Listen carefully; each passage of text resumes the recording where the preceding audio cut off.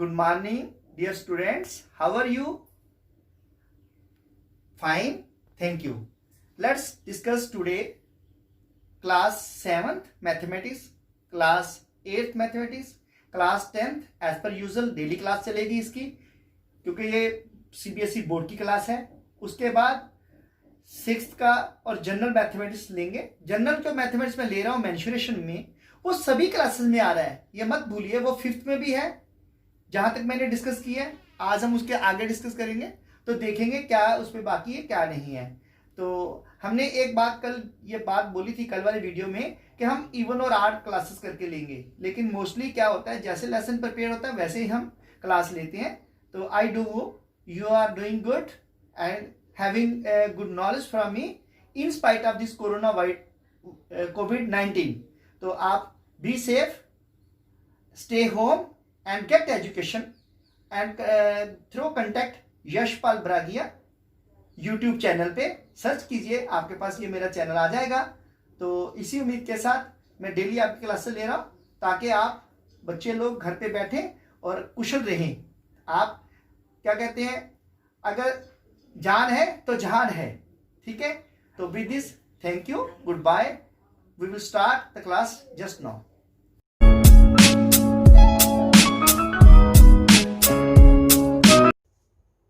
Hello, good morning dear students. आज मैं 11th class की फिजिक्स का टॉपिक पढ़ाने जा रहा हूँ. तो फिजिक्स का फर्स्ट यूनिट स्टार्ट किया मैंने, जिसमें फिजिकल वर्ल्ड. ठीक है, फिजिक्स में है ये. तो यूनिट फर्स्ट में आज हम पढ़ेंगे कि फिजिक्स जो है इसका स्कोप क्या है. फिजिक्स जो है इसका स्कोप क्या है.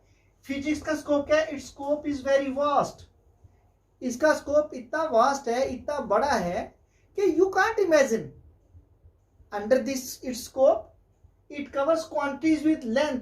इसमें लंबाई मेजर की जाती है, उसकी मैग्नीट्यूड यानी कि कितना किसी का वजन है, उसकी कितनी हाइट, एज हाई एज यानी कि उसकी हाइट भी देखी जाएगी, एज हाई एज 10 की पावर 5 मीटर. ये हाइट है, HEIGHT.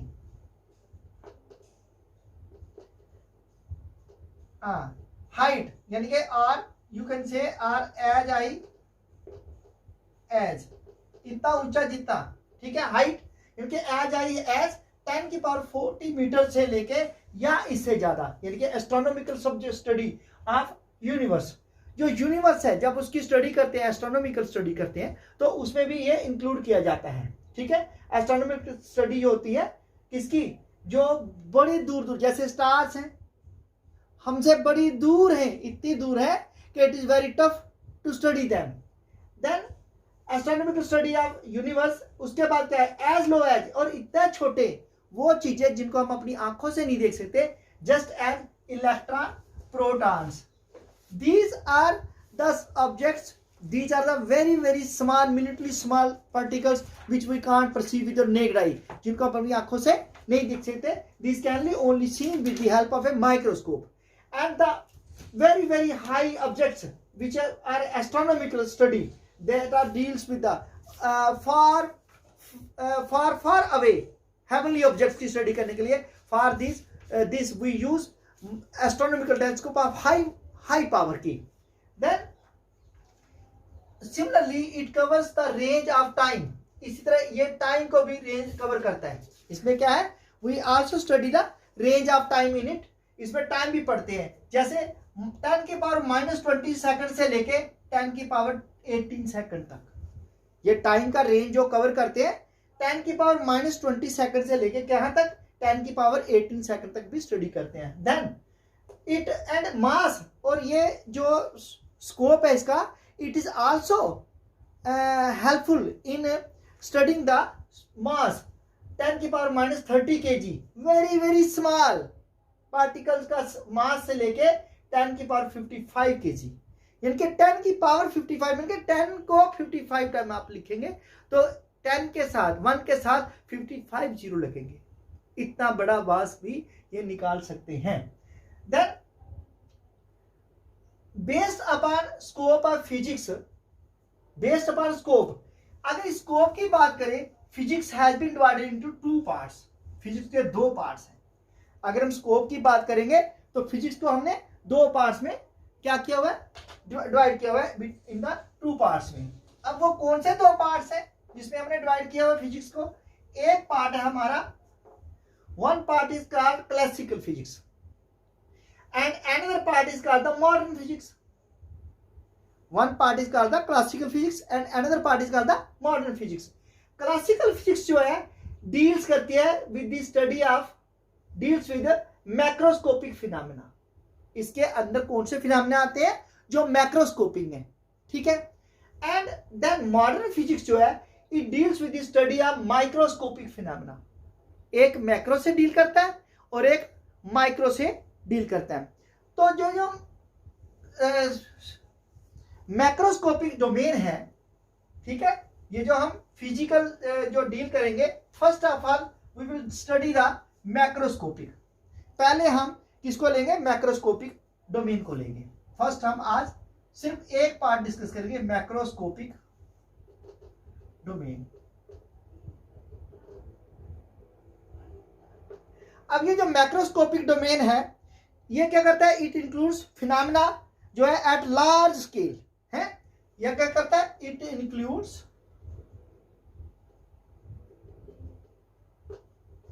Phenomena at large scale. इसमें लार्ज स्केल फिनोमेना इंक्लूड किया जाता है, लाइक जैसे लेबोरेटरी। अब लेबोरेटरी तो छोटी नहीं होती, ये तो बहुत बड़े साइज में होती है, बड़ी बड़ी लेबोरेटरी होती है। फिर उसके बाद ट्रेशियर, यानी कि जो सतल की बात करते हैं जमीन के ऊपर, ये भी बहुत बड़ा वास्ट एरिया है। एंड एस्ट्रोनॉमिकल, और क्या आता है इसके अंदर? And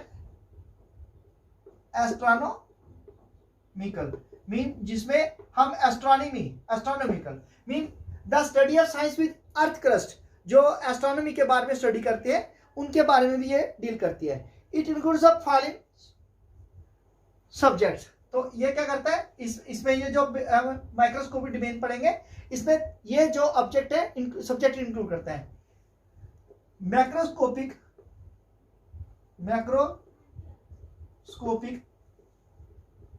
domain of physics includes the subjects such as, ये कौन कौन से सब्जेक्ट को इंक्लूड करता है? एक ये करेगा इंक्लूड मैकेनिक्स, पार्ट फर्स्ट में ये मैकेनिक्स को। दूसरा किसको इंक्लूड करेगा? पहला आ गया मैकेनिक्स, उसके बाद आएगा इलेक्ट्रोडायनेमिक्स, इलेक्ट्रो डायनामिक्स। तीसरा क्या आएगा? तीसरा आएगा ऑप्टिक्स, और चौथा आएगा एंड फोर्थ आएगा आपका थर्मोडायनामिक्स।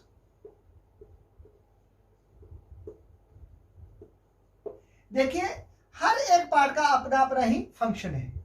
ये चार पार्ट हैं, ये चारों अलग अलग हैं। मैकेनिक्स में क्या आता है? मैकेनिक्स में आते हैं Newton's laws of motion and the laws of gravitation, equilibrium, rigidity of a body है, और पार्टिकल्स के बारे में इसकी स्टडी की जाती है।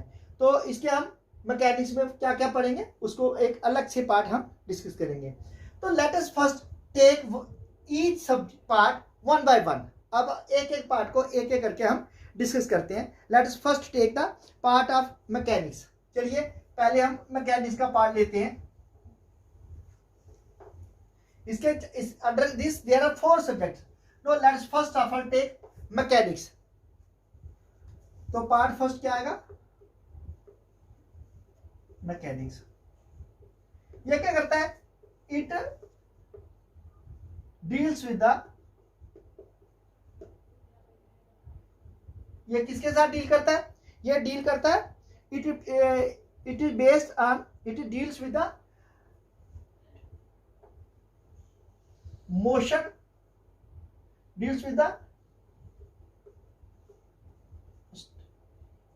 study of Newton's laws of motion and laws of gravitation. एक तो न्यूटन के मोशन के लॉ और दूसरे न्यूटन के ग्रेविटेशन के लॉ, ये दोनों को डील भी करता है। उसके बाद ये किसको डील करता है, उसके बाद आ गया Newton, it is mainly concern with the, ये क्या है, it is mainly concern with the motion. ठीक है, ये मेनली किसके साथ कंसर्न करता है, मोशन के साथ। मोशन किसका है, it is mainly concern with motion, equilibrium of particles, motion, equilibrium of particles. ये जो पार्टिकल्स हैं क्या वो इक्विलिब्रियम में है, there are 3 states of equilibrium. क्या होता है, एक चीज को जब हम हिला देते हैं, अगर वो अपनी पोजीशन में आ जाती है तो उसको हम क्या कहते हैं, क्या कहेंगे, एक चीज को हिलाया और वापस अपनी जगह, जैसे ये पेन है, आपने पेन को ऐसे किया सपोज, तो ये फिर अपनी जगह पे आ गया, तो रीगेन करता अपनी ओरिजिनल पोजीशन को। एक वो है जब किसी चीज को हिलाते हैं वो अपनी जगह पे वापस नहीं आता और दूर चला जाता है, और एक क्या होता है जो अपनी ना तो वापस अपनी पोजीशन में आता है ना दूर जाता है, ऐसे गिर जाता है, जैसे कोन। ठीक है, कोन की एग्जांपल है स्टेबल इक्विलिब्रियम, न्यूट्रल इक्विलिब्रियम, और एक होता है हाँ, तो थर्ड जो बाद में बता दूंगा। ठीक है, तो इसमें क्या आएगा, mainly concern with motion, equilibrium of particles, फिर rigid end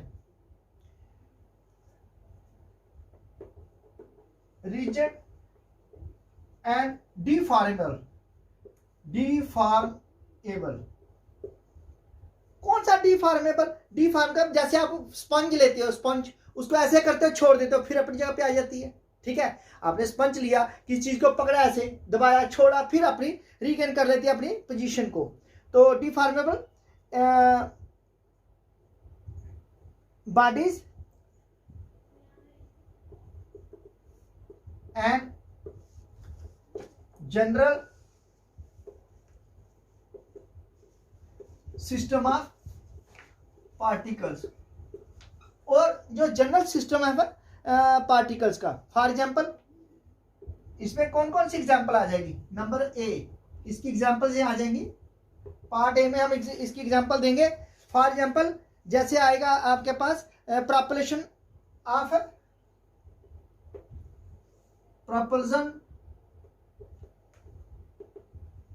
of rocket due to gas. अब देखो रॉकेट में जब गैसेस चलती हैं तो वो क्या करती है, फॉरवर्ड उसको पुश करती है, गैस जलने के बाद वापस आती है। इसमें कहते हैं action direction are equal but opposite direction होता है ना। जैसे हम बंदूक पकड़ते हैं, उसको गोली चलाते हैं तो हमारा पीछे को धक्का आता है, वो क्या हुआ, चलना, गोली का आगे निकलना, दैट इज द एक्शन, और वापस आना, that is the reaction, due to gas जो एग्जिस्ट करती है, ड्यू टू गैस एग्जिस्ट। फिर उसके बाद क्या कहा, दीवार, water and sound waves, water waves और साउंड वेव्स। और इसके बाद क्या आएगा, इक्विलिब्रियम ऑफ, एंड थर्ड आएगा, जो थर्ड पार्ट आएगा C, equilibrium of a rod under load. एक रॉड जो है लोड के अंदर, उसके ऊपर कितना इक्विलिब्रियम होता है, कैसे होता है। नेक्स्ट हम जो नेक्स्ट टॉपिक है हमारा वो है बी, सेकंड पार्ट, उसमें आएगा इलेक्ट्रोमैग्नेटिक डायनामिक्स।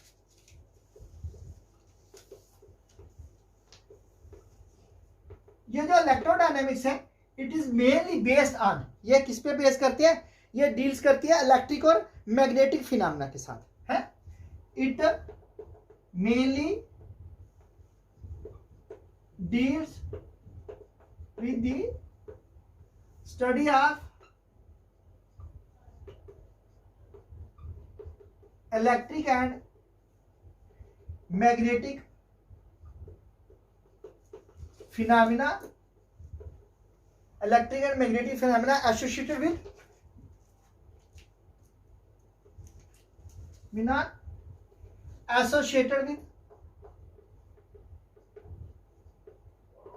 ये किनके साथ रिलेटेड है? ये चार्जेस के साथ रिलेटेड है, एसोसिएटेड विद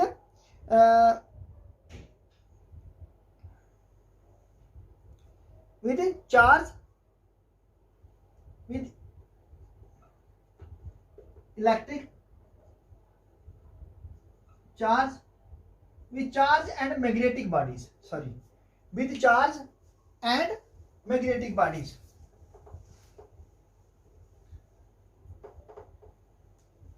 इलेक्ट्रोडायनामिक्स का मतलब ही है जो इलेक्ट्रिक और मैग्नेटिक के साथ डील करता है। तो इसमें चार्ज बॉडी होती है, charge and magnetic bodies.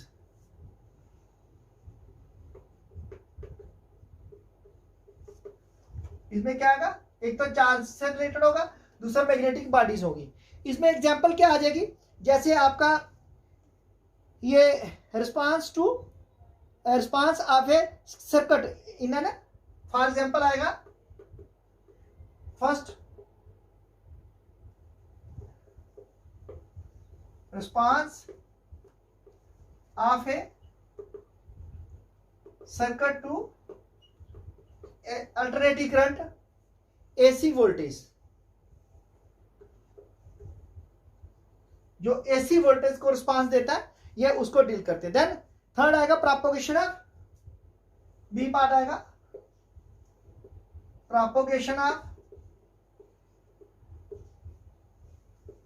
Radio waves in an ionosphere, in an ionosphere. जो आइनोस्फीयर है which is the fourth layer of the atmosphere, उसमें रेडियो वेव्स किस तरह से प्रोपोगेट करती है, कैसे मूवमेंट करती है, that is also due to this electrodynamics. Then part third, अब हम थर्ड डील करेंगे ऑप्टिक्स। तो ऑप्टिक्स क्या है? It deals with the study of light and its interpretation। ये लाइट को कैसे स्टडी किया जाता है, उसको कैसे इंटरप्रेट किया जाता है, interpretation,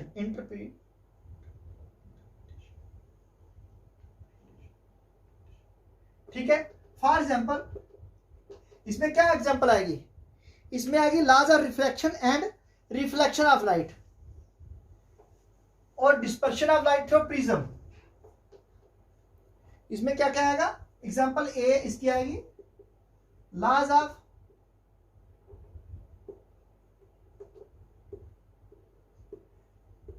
reflection and refraction of light. ये आपने 10th में पढ़ा है। रिफ्लेक्शन क्या होती है? जब कोई चीज किसी पे ऊपर लाइट पड़ती है तो उसको वापस मुड़ के वापस दिखाई देती है। जैसे आप अपना चेहरा शीशे में देखते हो, तुम्हें अपना ही चेहरा दिखाई देता है। रिफ्रैक्शन में क्या होता है? जब रे ऑफ लाइट पास करती है from one medium to another, it bends away from the normal और it bends towards the normal. Means refraction का मतलब है इट क्या करती है? It bends away from its path, अपने पाथ से अलग हो जाती है। जैसे ये देखो ना, ये एक ग्लास है, प्लेट, तो यहाँ पे ये रे ऑफ लाइट आ रही है, इधर से आने के बाद ये क्या होगी? ये बेंड टुवर्ड्स द नॉर्मल। लेकिन अब क्या है? जब टुवर्ड्स आई है, जब वापस डेंसर से रेयर में जाती है, it bends away from the normal. तो ये क्या? आई रे है, ठीक है, यहाँ पे नॉर्मल है, ये क्या है? आर रे है, और ये क्या है? ई रे है। तो बाहर निकली है, ये एंगल ऑफ इमर्जेंस है, ये एंगल ऑफ रिफ्रैक्शन है, और ये एंगल ऑफ इंसिडेंस है। तो ये आपने सब का सब, सारे का सारा you have studied in 10th class, ये सब पढ़ा है। लॉज ऑफ रिफ्लेक्शन है वो आपने पढ़ा है। ये अगर हमारे पास एक ग्लास है, जो एक ग्लास है सिंपल, इसकी प्लेट पॉलिश्ड है, तो मान लो आप यहाँ पे एक मोमबत्ती या कोई अपना हाथ, कोई चीज अगर आप रखते हो, तो सपोज कि आप ये एक मोमबत्ती रख रहे हो, ठीक है, ऐसे, तो आपको इसके बीच में भी मोमबत्ती का जितनी दूरी पे ये है, इतनी दूरी पे पीछे इसका आपको प्रतिबिंब इसका जो है वो दिखाई देगा, इसी तरह से कि ये भी मोमबत्ती है, ठीक है। तो ये रिफ्लेक्शन है। इसमें क्या होता है? एक रिफ्रैक्शन होती है, एक रिफ्लेक्शन होती है। एक में रियल इमेज बनती है, एक वर्चुअल इमेज बनती है, ठीक है। जो इमेज जो स्क्रीन पे नहीं लेते उसको क्या कहते हैं, जो स्क्रीन पे आ जाती है उसको क्या कहते हैं। तो ये आपने सारे का सारा पढ़ा है। देन डिस्पर्शन ऑफ लाइट, ये भी आपने पढ़ा है। डिस्पर्शन होती है, सेकंड एग्जांपल इसकी क्या है, dispersion of light through prism, बी dispersion of light through prism. तो आपने ये भी पढ़ा कि प्रिज्म देखा है आपने, प्रिज्म क्या होता है, ये एक ट्रायंगल शेप का होता है। जैसे ये प्रिज्म है, अगर आप इसके सामने एक प्लेट रख देते हो तो यहाँ से सनलाइट गुजारते हो, फुल के सन की लाइट है, जब ये जाती है ऐसे तो ये आएगी, तो ये इस तरह से डिस्पर्स हो जाएगी डिफरेंट लाइट ऐसे। तो ये आपने पढ़ा है, ये क्या बनता है, विबगायर, VIBGYOR, ठीक है, ये बन जाता है 1 2 3 4 5 6 7, इस तरह और एक आ जाएगी 8 ऐसे, ठीक है। ये कितने 1 2 3 4 5 6 7। V for violet, I for indigo, B for blue, G for green, Y for yellow, O for orange and R for red. और ये सारी की सारी इस तरह से आपके पास ये वेव लाइट रेज बन जाएगी, ठीक है। तो ये क्या है, डिस्पर्स हो रही है, लाइट बिखर जा रही है। अगर इसके सामने आगे प्रिज्म रखो फिर वो कंपोज होगी, because white light composed of 7 colours, ठीक है। व्हाइट लाइट किसकी बनी है, 7 रंग की बनी है। Then there is a colour exhibited by colour C,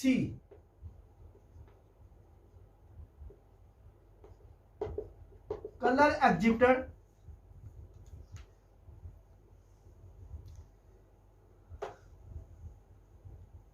of thin layer, ये भी आपने देखा है, मैं भी बताता हूं आपको। Colour exhibited of thin layer है, थिन जो होंगे फिल्म के कलर बन जाएंगे।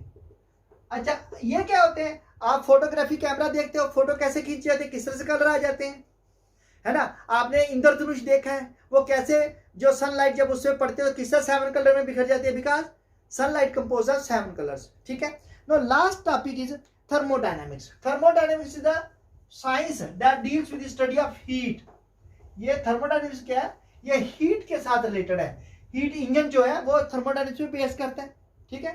थर्मोडायनेमिक्स फोर्थ पार्ट जो है आपका ये थर्मोडायनेमिक्स है।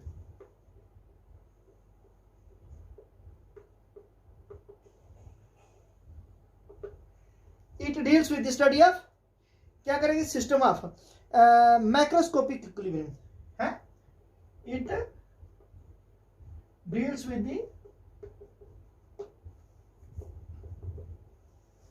Study of macroscopic equilibrium. ये किसके साथ डील करती है, स्टडी ऑफ मैक्रोस्कोपिक इक्विलिब्रियम और equilibrium and change in internal energy and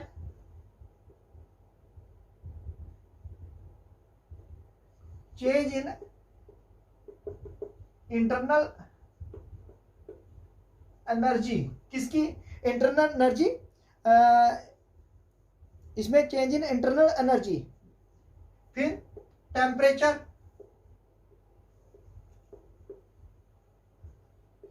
entropy, internal energy, temperature, entropy etcetera etcetera, because of क्या है, बिकॉज ऑफ एक्सटर्नल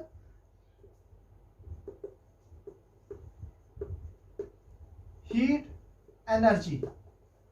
ये किसके कारण है, because of internal heat, external, because of external that is heat energy, external क्योंकि जो बाहर से हम हीट एनर्जी अप्लाई करते हैं, तो इसकी एग्जांपल क्या है, that is heat. For example इसमें क्या आएगा, इसमें एग्जांपल आएगी आपकी efficiency of heat engine, A,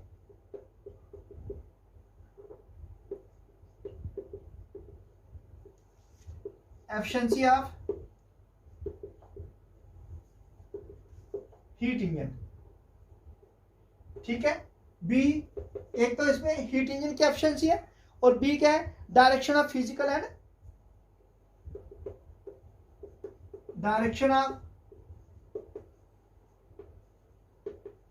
physical and chemical process. अच्छा, फिजिकल प्रोसेस में क्या होता है, केमिकल प्रोसेस में क्या होता है, ठीक है, इसकी भी डायरेक्शन के बारे में स्टडी करते हैं. तो ये आज मैंने आपका एक पार्ट लिया. It is because of a person who asked me कि whether you are taking class 11th. तो I promise that today very in the late evening or 6:30 up to 6:30 I shall take physics का topic मैं start करूंगा for you people. Please don't forget to like, subscribe and share my video है. तो मुझे बड़ी उम्मीद है कि आपको अच्छा लगा होगा. अगर इसमें कोई कमी रह गई है, क्योंकि अभी just very recently in no time I was not having full time to prepare the lesson. Without preparing my lesson, I have planned and I have delivered this lesson. I do hope you will enjoy and you will have extra knowledge. With thanks, thank you. Have a nice day. Best of luck.